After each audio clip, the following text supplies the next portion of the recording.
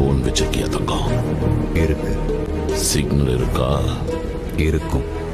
சரி, சொல்லு தம்பி. அண்ணே, லைன்ல போன நம்ம 30 லாரியை காணுமா? என்னாச்சு தெரியல.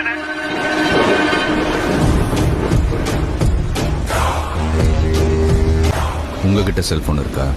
இருக்கு. சிக்னல் இருக்கா? இருக்கு தங்கம். சரி. ஹலோ,